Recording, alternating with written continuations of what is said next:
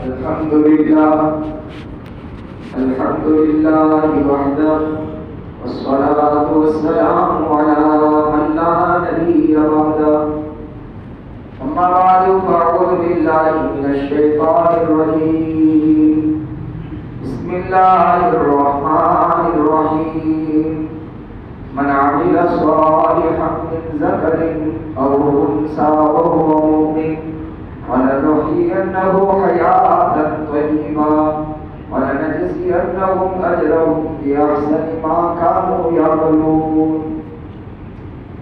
وقال النبي صلى الله تعالى عليه وسلم: كل بني آدم خطاؤون وخير الخطائين التوابون المستغفرون. صدق الله مولانا العظيم. اللهم صل على محمد كلما ذكره الذاكرون وصل على محمد كلما غفل عن ذكره الغافلون. يا رب صل وسلم دائما ابدا على حبيبك خير الخلق كلهم. طالب احترام حضرات، سامعین کرام، بزرگوں، عزیزوں، دینی بھائیوں، جو مہینہ بڑی رحمتیں، برکتیں، راحتیں، عافیتیں، بخششیں، عنایتیں، کیا کیا اللہ کے فضل اور کیا کیا اللہ کے کرم لے کر آیا تھا. ممکن ہے کہ اس مہینے کا یہ آخری دن، آخری جمعہ، آخری گھڑی، آخری ساعت، آخری دن ہو.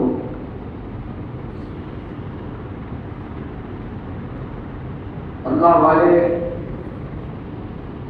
ہمیشہ اس بات کی کوشش کرتے تھے، اللہ کے نیک بندے، کہ رمضان کو پورا وصول کر سکے. وصول کریں لیکن ہم اس کو وصول نہیں کر سکیں. یہ مہینہ شاید پھر آپ کو اور مجھ کو مل پائے نہ مل پائے. جو وقت بچا ہے اس میں اللہ سے ہمیں معافی تلافی کرنی ہے. کوئی اس بات کا دعویٰ ہی نہیں کر سکتا ہے کہ میں نے اللہ کو راضی کر لیا ہو. امید کر سکتا ہے، دعا بھی کر سکتا ہے، دعویٰ نہیں کر سکتا. آپ کو اپنی عبادت کا علم ہے، مجھ کو میری عبادت کا معلوم ہے. لیکن اللہ کی ذات ایک ایسی ذات ہے جس کی محبت کی انتہا نہیں. اس کی محبت کی انتہا نہیں. ایک ماں کی محبت کی ایک کیپیسٹی ہوتی ہے، انتہا ہوتی ہے. باپ کی شفقت کی انتہا بارڈر ہوتی ہے. اس بارڈر کے بعد باپ بھی کہتا ہے بہت ہو گیا. ماں بھی یہ جملہ بول دیتی ہے کہ بیٹا بس کر، میں تھک گئی. محبت دیتے دیتے تھک گئی. میرا اور آپ کا اور کائنات کا خالق ایک مالک ایسا ہے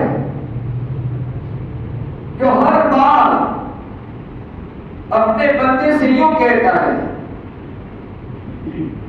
کہ میرے بندے، اگر تیرے میں اتنی طاقت ہے کہ بارش کے قطروں کے برابر، دنیا میں پیدا ہونے والے درخت کے پتوں کے برابر، اور سمندر میں جو جھاگ آتی ہے ان جھاگوں کے برابر، اور اس سے بھی زیادہ تو اپنے گناہ لے کر آ رہا ہے. مجھ کو ناراض کرنے میں تو نے حد کر دی ہو، انتہا کرتی ہو، پھر بھی میرے بندے تو میرا ہے. اس لیے اس رب کریم نے اپنے مقدس کلام، اپنی آخری کتاب، اپنا آخری پیغام جو میرے اور آپ کے آقا محمد رسول اللہ صلی اللہ علیہ وسلم کے پاکیزہ سینے پر اتارا. اس قرآن میں، اس کلام میں، اس رب نے اپنے فرمان میں مجھ کو یہ سکھایا، آپ کو یہ بتایا میرے بندے زندگی کے گواہ تو تیار ہو چکے ہیں، ایک میں 8 ہو چکے ہیں، لیکن تھوڑا تو کر لے تو ایک بالش ایک منٹ میری طرف آ کر دیکھ لے، میں اپنی رحمت میں تجھے ڈھال دوں گا۔ اس نے اس رب کے کریم ایک دعا سکھلائی ہے، اس دعا کو میرے آپ کی خدمت میں عرض کرنا ہے، چونکہ بات کرنے کی ہمت اب نہیں ہے، کل پھر دین تعلیم ہے، لیکن بڑی جامع دعا ہے۔ ہم روزانہ سنتے ہیں، اس کو پڑھتے بھی ہیں، لیکن اس کے معنی، اس کے مطالب، اس کی گہرائی کا علم نہیں ہے ہم کو کہ اس رب نے اس میں کیا کہا، کیا بتلایا۔ وہ دعا کیا ہے؟ بندہ دعا کرتا ہے واعف عنا، سورہ بقرہ کی آخری آیت کی آخری دعا، واعف عنا واغفر لنا وارحمنا انت مولانا فانصرنا علی القوم الکافرین۔ جب بندہ اللہ کے سامنے یہ جملہ، یہ لفظ، یہ دعا پڑھتا ہے واعف عنا، تو ایک قرآن کریم کی تفسیر لکھی ہے اپنے زمانے کے بہت بڑے مفسر مفتی بغداد علامہ آلوسی رحمت اللہ تعالی علیہ نے، اس تفسیر کا نام ہے روح المعانی۔ اس تفسیر میں علامہ آلوسی مفتی بغداد رحمت اللہ علیہ فرماتے ہیں جب بندہ کہتا ہے واعف عنا تو اللہ فرماتے ہیں وَقْفُ آثَارَ ذُنُوبِنَا، اے میرے بندے میرے تیرے زمین سے گناہ کے نشانات کو مٹا دیا۔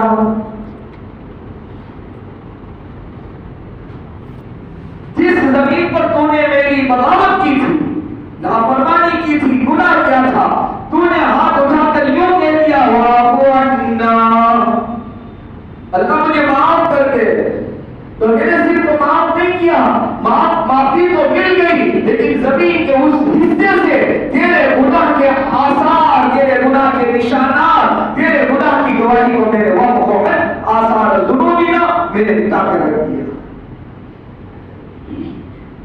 کہاں ملے گا ایسا اللہ جس کو ہم بھول کر کے زندگی گزار رہے ہیں؟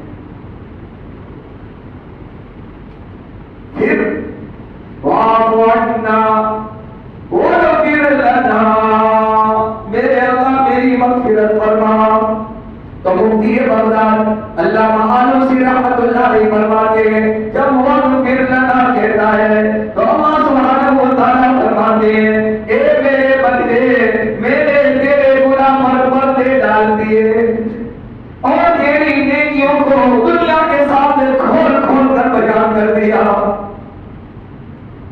کیسی کیسی بغاوتیں، نافرمانیاں، معصیتیں تو کرتا رہا، لیکن ذرا تو مجھے بتا بھی تو صحیح، کہیں تجھے میرے مجمع عام کے اندر اگر بیٹا ہے تو ماں کے سامنے، باپ ہے تو بیٹے کے سامنے، معاشرے سماج میں اگر تیرا نام ہے تو تیری نیکیوں کو سب کے سامنے میں نے کھول کھول کر کے بیان کر دیا، بتا دیا، ظاہر کر دیا، اور تیرے گناہ پر میرے پردہ کی ستاری کا ڈال دیا۔ اس لیے آپ کو اور مجھ کو کوئی گنہگار نہیں کہتا، نمازی ضرور کہتا ہے، یہ نماز پڑھتا ہے، یہ قرآن کی تلاوت کرتا ہے، یہ اچھا آدمی ہے، یہ اچھا اس لیے کہہ رہا ہے یہ رب کائنات، رب کریم ذل جلال والاکرام نے ستاری کا پردہ ڈالا ہے۔ جو وہ نمازیں دیکھ رہا ہے وہ گناہوں کو بھی دیکھ رہا ہے، تو دنیا والوں کے سامنے گناہ پر پردہ ڈلوا دیا اور میری اور آپ کی نمازوں کو دکھوا دیا۔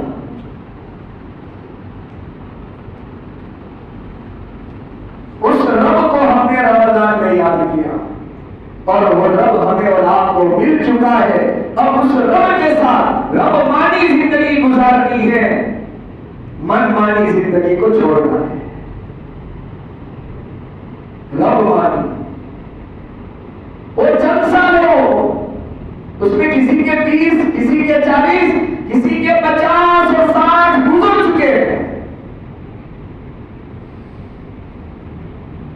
چند سال اب اور اپنے رب کو راضی کر لو، کر لو.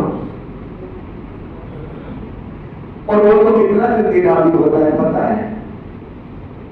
ایک بیٹے کو راضی کرنے میں بڑے پاپڑ دینے پڑتے ہیں, ہزاروں منت سماجتیں کرنی پڑتی ہے. جب بیٹا باپ سے نہیں مانتا تو باپ اپنے دوستوں کو کہتا ہے میرے بیٹے کو ذرا سمجھاؤ نا کہ وہ راضی ہو جائے. جب دوست سے نہیں مانتا تو سماج کے بڑے آدمی کو بھیجا جاتا ہے کہ میرا بیٹا ماننے کو تیار نہیں ہے. اولاد کو بنانا تو بڑا مشکل ہے. اولاد کا پیدا کرنے والا آپ کا اور میرا خالق اور مالک اور اس کائنات کا وجود دینے والا رب بہت تھوڑی سی باتوں میں بندہ یوں کہتا ہے واعف عنا واغفر لنا, اللہ معاف کر دے, اللہ معاف کر دے اور میری مغفرت کر دے. روایت میں آتا ہے جب بندہ یہ لفظ پورا نہیں کرتا اس سے پہلے وہاں سے جواب ملتا ہے لبیک یا عبدی, لبیک یا عبدی, میرے بندے بتا تو صحیح تو کیا چاہتا ہے. میں تیری پکار کا انتظار کر رہا تھا, میں تیرا انتظار کر رہا تھا, تو کہاں بھٹک رہا ہے. تو روایت میں لکھا ہے اللہ معلوسی رحمۃ اللہ علیہ اس آیت کی تفسیر میں کہ واغفر لنا جب یہ کہتا ہے تو اللہ فرماتے ہیں تیرے گناہ پر میرا پردہ اور تیری نیکی کو دنیا میں کھول کھول کر بولوں گا, بتاؤں گا. لوگ کہیں گے نمازی ہے, لوگ کہیں گے حاجی ہے, لوگ کہیں گے اچھا انسان ہے. یہ لوگ نہیں کہہ رہے, اللہ ان کی زبانوں سے بلوا رہا ہے, کہلوا رہا ہے. ورنہ آج تو دنیا میں انسانوں کی برائی کرنے کے لیے لوگ سب تیار ہیں, انتظار میں رہتے ہیں کب موقع ملے اور کب وار کرو. اس کو چھوڑا نہیں جائے گا, یوں کہتے ہیں ہم اس کو میں چھوڑوں گا نہیں, سب ان کے راز کھول کے بتاؤں گا اس نے کیا کیا گھول کھلائے ہیں. لیکن میرا اور آپ کا خالق اور مالک کہہ رہا ہے ارے انسان تیری زبان پر میرا کنٹرول ہے. تو چاہے اپنی مرضی سے کسی کے بارے میں بول نہیں سکتا,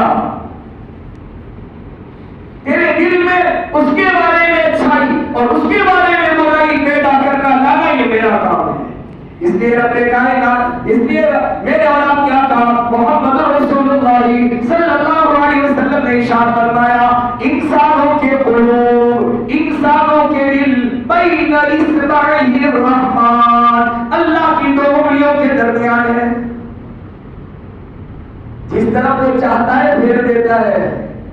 اس لیے آپ نے دیکھا ہوگا میرا اور آپ کا جھاڑی دشمن, تاک پہ لگا رہنے والا, برائی میری اور آپ کی تلاش کرنے والا, میری اور آپ کی خوبیوں کو بیان کرنے لگتا ہے.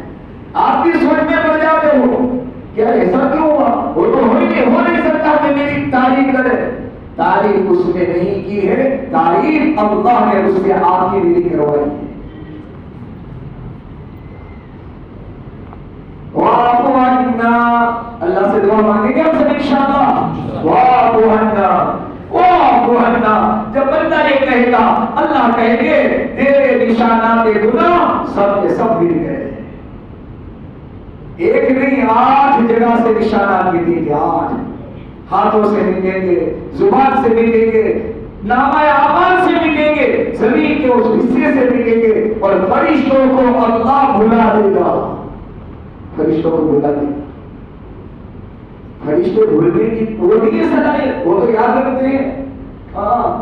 آدم علیہ السلام سے لے کر آج تک انگنت انسان دنیا میں آئے اور آج کے بعد سے قیامت تک آتے رہیں گے, لیکن ایک ذرہ برابر چوک نہیں ہوتی. دنیا کے کمپیوٹر تو مس کر جاتے ہیں, اللہ کے فرشتے مس نہیں کرتے. اس کی شان اللہ نے بیان کی قرآن میں کہ اللہ کے فرشتے کیسے ہیں, تو فرمایا لا یعصون اللہ ما امرهم ویفعلون ما یؤمرون. اللہ کے فرشتے جو اللہ نے مقرر کر رکھے ہیں, ان کی شان, ان کی خوبی, ان کی صفت, ان کا کمال تو یہ ہے لا یعصون اللہ, اللہ کی نافرمانی, اللہ کے حکم کو ٹھکراتے نہیں, اللہ کے حکم کا انکار نہیں کرتے. وَيَفْعَلُونَ مَا يُؤْمَرُونَ, جس کا حکم دیا گیا وہ پورا کا پورا 100% بلکہ 110% پورا کر کے بتاتے ہیں. کہاں بھولیں گے؟ لیکن اللہ بھلا دیتا ہے. کون بھلا دیتا ہے؟ آپ کا یہ میرا جملہ واعف عنا واعف عنا واغفر لنا، تو اللہ یہ نام دیتا ہے. جب دو بات ہو گئی واعف عنا واغفر لنا، پھر کیا ہے؟ واغفر لنا، پھر وارحمنا. جب نشانات گناہ مل گئے، گناہ پر پردے ڈل گئے اور دنیا میں لوگ تعریف کرنے لگے، میری اور آپ کی نیکی خوبی اچھی چیزیں دنیا کے اندر ظاہر ہو گئی اور اچھے اچھے نام سے لوگ ہمیں آپ کو بلانے پکارنے لگے، تو پھر بندہ یہ کہتا ہے اللہ وارحمنا، اب رحم کر دے. تو اللہ کی طرف سے جواب ملتا ہے. علامہ سید محمد آلوسی مفتی بغداد صاحب روح المانی اپنی تفسیر میں لکھتے ہیں جب یہ کہتا ہے کہ وارحمنا، تو اللہ کہتے ہیں میرے بندے تجھے دنیا کی ساری نعمتیں اولاد میں، مال میں، جان میں نے تیرے لیے برکتوں کو مقدر کر دیا، تیرے لیے برکتوں کے فیصلے کر دیے. وہ اللہ ہے، وہ اللہ جن کے سجدے ہم اور آپ رمضان کے بعد چھوڑیں گے. اللہ حفاظت فرمائے.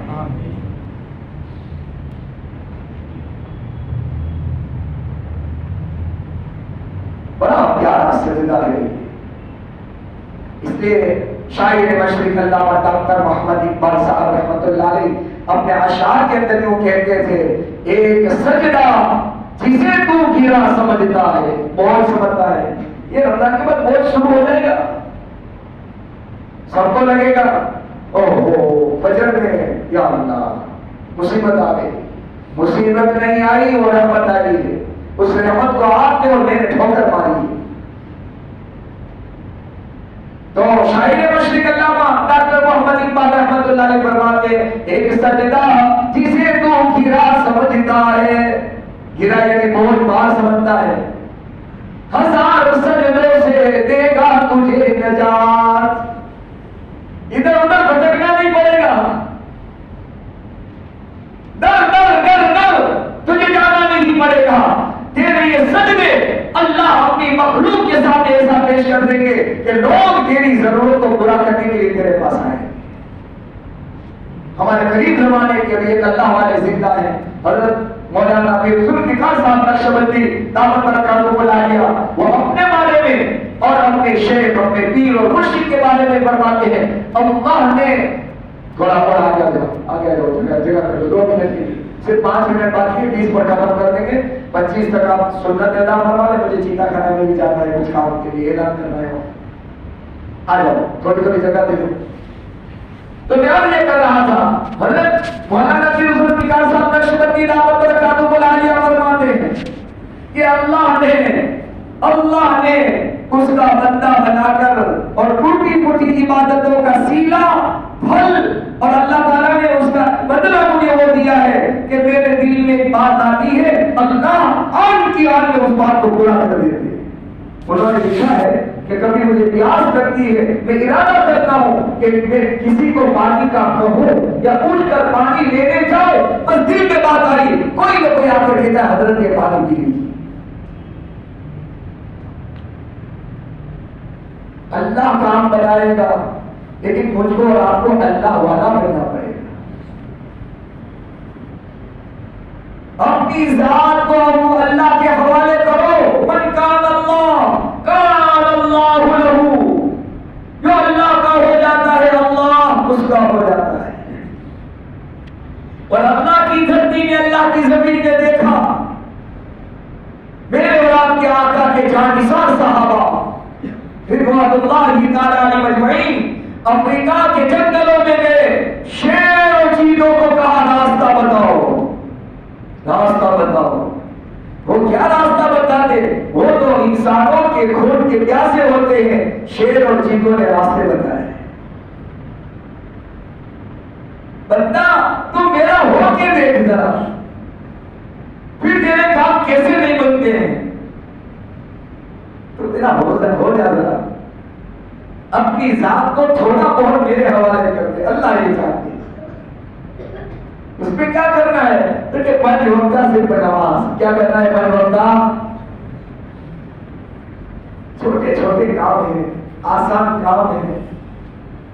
اب وہ کہاں وہ زمانہ رہا اللہ کو پانے کے لیے، اللہ کو پانے کے لیے. خواجہ خواجان محمد الدین چشتی اجمیری رحمۃ اللہ علیہ فرماتے ہیں زندگی کے 7 سال میں نے سنجر سے مکہ مکرمہ مدینہ منورہ پھر ہندوستان کے اندر جب متحدہ ہندوستان تھا میں لاہور پہنچا، لاہور کے بعد ملتان پہنچا، ملتان میں پہنچ کر میں نے ہندوستان کی زبان کو سمجھا اور سیکھا کہ وہاں بات کیسے کی جاتی ہے. پھر میں ہندوستان پہنچا. اس راستوں کے درمیان اللہ کو پانے والے اللہ کے اولیاء ہزاروں اولیاء سے ملتا ہوں. ایک اللہ والے کا حال انہوں نے لکھا ہے کہ جب میں بغداد سے چلا راستے میں ایک جگہ کا نام لکھا ہے مجھے پتا چلا اللہ کا کوئی لال اللہ کا ولی پہاڑ کے اندر اللہ کی تلاش میں بیٹھا ہوا ہے. جب میں اس کی ملاقات کے لیے گیا تو اس کے جسم کے اندر ہڈیاں نظر آ رہی تھی، گوشت نہیں تھا. ہم تو 4 رکعت میں تھک جاتے ہیں. امام صاحب جلدی فارغ کر دے. 4 رکعت پوری نہیں ہوتی کہ میرا اور آپ کا موبائل بجنے لگتا ہے. کہاں پہنچ گئے؟ تھوڑی دیر کے لیے تصور کرے ہو سکتا ہے میری زندگی کی آخری 4 رکعتیں ہوں. بعد میں کون کام بنائے گا؟ کون پورا کرے گا؟ وہ اللہ کرے گا.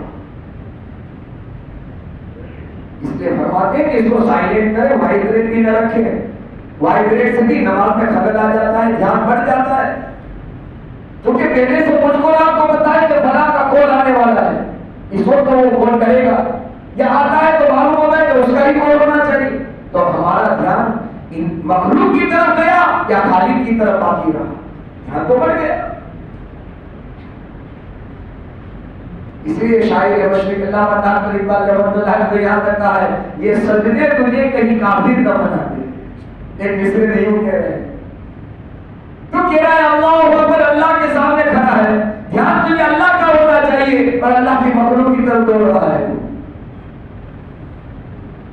تو ایک بات تو مجھے آپ سے یاد کرنی تھی، وَغْفِرْ لَنَا، پھر کہتے ہیں وَارْحَمْنَا. جب بندہ وَارْحَمْنَا کہتا ہے تو اللہ کہتے ہیں جا دنیا کی ساری عزتیں، دولتیں، راحتیں، عافیتیں، برکتیں، بخششیں، نوازش کیا چاہتا ہے تو، چونکہ تو میرا ہو گیا ہے. اشاروں میں، اشارے ہی اشاروں میں ساری باتیں ہو گئی. اللہ فرماتے ہیں تو میرا، میں تیرا ہو گیا. تیرے دل میں بات آئے گی نہیں تو میری ساری چیزیں میں پوری کر دوں. تو اب رمضان کا مہینہ جدا ہو رہا ہے، رخصت ہو رہا ہے، لیکن جو اعمال رمضان ہم کرتے تھے ہمیں ہمت کرنی ہے، کوشش کرنی ہے، اپنے آپ کو پابند بنانا ہے کہ وہ اعمال رمضان کے بعد بھی باقی رہے. آخری بات عرض کروں، شاید میں نے یہاں کی تھی کہ نہیں مجھے یاد نہیں ہے. جیسے دانا پیٹ کے اندر میں 26 رمضان کو گیا تھا تو وہاں بنگالی ساتھیوں کے اندر بات کی تھی، شاید یہاں بھی میں نے کی تھی. اب رمضان کے عمل اللہ نے قبول کیے کہ نہیں کیے اس کی کسوٹی رمضان کے بعد پتہ چل جائے گی. رمضان کے بعد آپ نے قرآن بند کر دیا تو علماء نے لکھا ہے رمضان کی تلاوت قبول نہیں ہوئی، اس کی نشانی ہے. اس کے ڈرنے کی ضرورت ہے. کس کی ضرورت ہے؟ رمضان کے بعد قرآن نہ کھلے تو اپنے آپ کو مخاطب کر کے کہنا کہ میرا تو گھاٹا ہی گھاٹا، نقصان ہی نقصان ہوا ہے، تجھے تو کچھ نہیں ملا. اگر رمضان میں نمازی تھے اس لیے فرمایا رمضانی مسلمان نہ بنو، رمضانی مسلمان نہ بنو. اللہ کو تو رحمانی مسلمان پسند ہے. کون سا؟ رحمانی مسلمان. اور رحمانی مسلمان رمضان میں بھی رحمانی ہوتا ہے، غیر رمضان میں بھی رحمانی ہوتا ہے، اور رمضانی نہیں ہوتا. بلکہ اگر نماز کا جینا چاہے نا تو خون کے آنسو سے رونے کی ضرورت ہے. اللہ کون سا گناہ ہو گیا کیا تیرے دربار میں مجھے بلایا نہیں گیا؟ میری کون سی ایسی خطا ہو گئی کہ ایسا شاہی دربار سارے جا رہے ہیں، غریب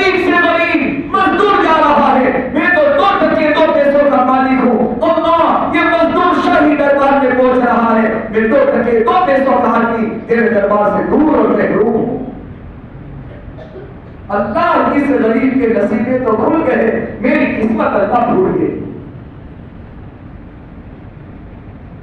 یاد رکھنا، مال، اولاد، عہدے، سلطنتیں، حکومتیں، سونا، چاندی، روپیہ، پیسہ، یہ ہونا اللہ کے یہاں قبولیت و مقبولیت محبوبیت کی حدیث دلیل نہیں ہے۔ اسی لیے صحابہ کی بڑی جماعت فقر و فاقہ والی کم دست غربا فقراء کی بڑی جماعت تھی۔ بلال کے پاس کچھ نہیں تھا، اللہ والی زندگی تھی، تو کیا بنے؟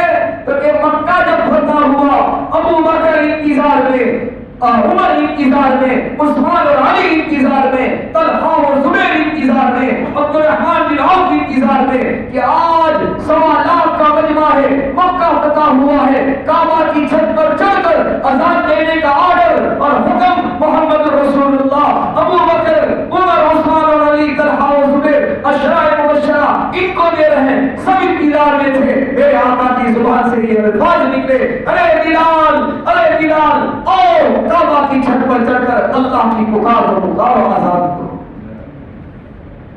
کیا تھا بلال کی زندگی میں؟ کہا کہ کوئی بیٹی دینے کو تیار نہیں، اتنے تو کالے تھے، چہرہ اتنا خوبصورت نہیں تھا، لیکن زندگی کے اندر رب والی زندگی، رب چاہی زندگی تھی، من چاہی زندگی کو قربان کر دیا تھا۔ تو اللہ تعالیٰ نے وہ مقام دیا، وہ مرتبہ دیا۔ اس لیے مال کے ساتھ اعمال ہے، اللہ اکبر کبیرہ، سونے پہ سہاگا، نور علی نور، مال بھی ہے اور اعمال بھی ہے، تو اللہ کے یہاں بہت زیادہ یہ محبوب ہے۔ لیکن مال ہے، اعمال نہیں ہے تو یہ خطرے کی گھنٹی ہے۔ یہ مال میری اور آپ کی تباہی، بربادی اور دنیا آخرت کے خسارے اور نقصان کا سامان ہے۔